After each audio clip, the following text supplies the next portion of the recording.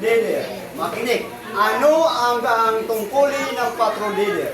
Ang patrol leader, kapag pupunta doon sa activity area, dapat ikaw ang magpapahanay ng inyong patrol.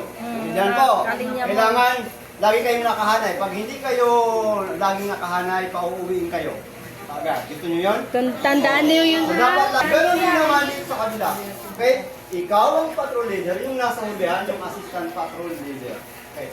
Yung trabaho ng tungkulin ng assistant patrol leader at patrol leader, halos parehas lang. Okay? So, ikaw ang magpapapila po, lagi tatandaan. Bakit nasa likod yung patrol leader, assistant patrol leader? Bakit nasa likod? Ganito po ang dahilan. Kasi yung assistant patrol leader, dapat laging titingnan kung kumpleto ang inyong patrol. Kaya ito sabi po na patrol leader, titingnan nyo yung mga kasama nyo. Okay. Oh. Pag may nawawala dyan, ibig sabihin, ikaw po ang maghahanap. Kaya bantayan mo, lagi mong tinitingnan. Ganun din naman, Chloe po, ha? Okay. So, titingnan mo yung mga kasama kapatrol ninyo. Okay? Kung may nawawala dyan, dapat bilangin. Ilan yan sa bawat patrol? O, 7. O, ganun din naman 7. Okay? O, tandaan nyo. Handa. Baba. Hindi mo na. Handa. Okay. Isa pa. Handa. Baba. No, na. Okay. O. Ulit. Isa pa. Ikaw. Huwag mo muna. Huwag muna. Ikaw. San. Okay. Handa. Handa. Hindi pa. Baba. Okay. Isa pa na ituturo sa inyo doon.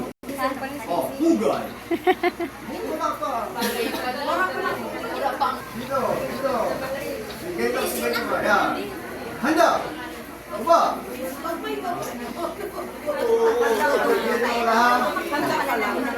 Okay. Go. Sign. Handa. Baba. Go. Sign. Go. Sign. Oh. Handa. Baba. Hugay. Come on. Tatandaan kasi kumakan na kayo ng lupang hirang yan ang gagawin namin. Lagi yan na. Go! Sign!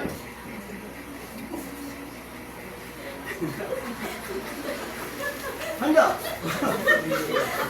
Rata, hindi na. Okay, sakay ko kung hindi lang bang gawin. Okay? Then, iikot niyo si pasada. Sige, iikot lang. Punta. Punta. Puta. Puta.